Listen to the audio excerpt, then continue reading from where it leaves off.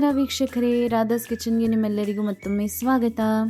ಇವತ್ತು ನಾನು ನಿಮಗೆ ತೋರ್ಸೋಕೆ ಹೊರಟಿರೋ ರೆಸಿಪಿ ಶೆಟ್ರು ಮನೆ ಅಸಾಳೆ. ಅಂದರೆ ನಮ್ಮ ಮನೆಯದು ಒಂದು ಸ್ಪೆಷಲ್ ರೆಸಿಪಿ. ಇದು ತುಂಬಾ ಈಸಿ ಆ್ಯಂಡ್ ಸಿಂಪಲ್ ರೆಸಿಪಿ.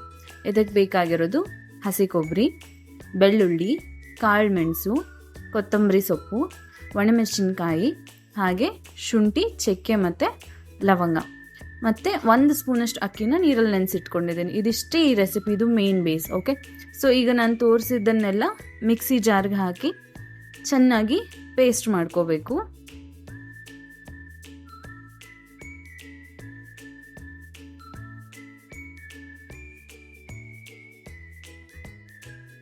ನೋಡಿ, ಈ ರೀತಿ ಈ ಥರ ಪೇಸ್ಟ್ ಆದಮೇಲೆ ಸ್ವಲ್ಪ ನೀರು ಹಾಕಿ ಅದಕ್ಕೆ ಸ್ವಲ್ಪ ಟರ್ಮರಿಕ್ ಪೌಡರ್ ಹಾಗೆ ಕೊತ್ತಂಬರಿ ಸೊಪ್ಪು ಹಾಕಿ ಚೆನ್ನಾಗಿ ಪೇಸ್ಟ್ ಮಾಡ್ಕೊಳ್ಳಿ.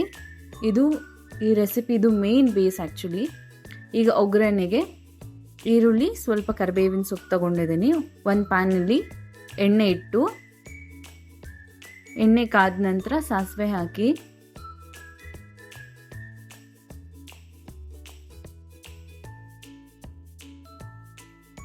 ಇದಾದಮೇಲೆ ಇದಕ್ಕೆ ಸ್ವಲ್ಪ ಜೀರಿಗೆ ಹಾಗೆ ಕಟ್ ಮಾಡಿಟ್ಕೊಂಡಿದ್ದು ಆನಿಯನ್ ಮತ್ತು ಕರಿಬೇವಿನ ಸೊಪ್ಪು ಹಾಕಿ ಚೆನ್ನಾಗಿ ಫ್ರೈ ಮಾಡ್ಕೊಳ್ಳಿ.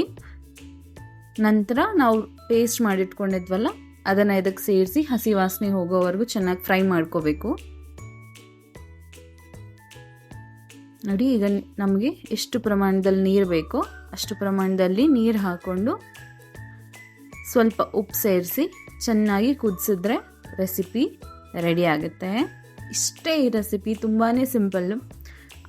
ಆದಮೇಲೆ ಈ ಸಾಂಬಾರು ಕಂಪ್ಲೀಟಾಗಿ ಕೂಲ್ ಆದಮೇಲೆ ಇದಕ್ಕೆ ಒಂದು ಸ್ಪೆಷಲ್ ಇಂಗ್ರೀಡಿಯೆಂಟ್ ಸೇರಿಸ್ಬೇಕು. ಏನಂದರೆ ಅದೇ ಮೊಸರು.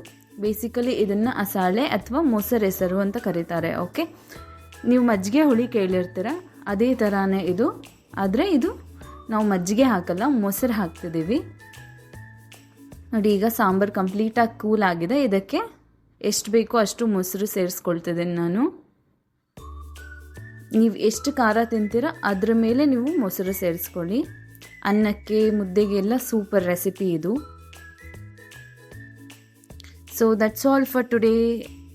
So see you all in next video. Till then, take care. Bye bye. And do not forget to subscribe to our Radha's Kitchen.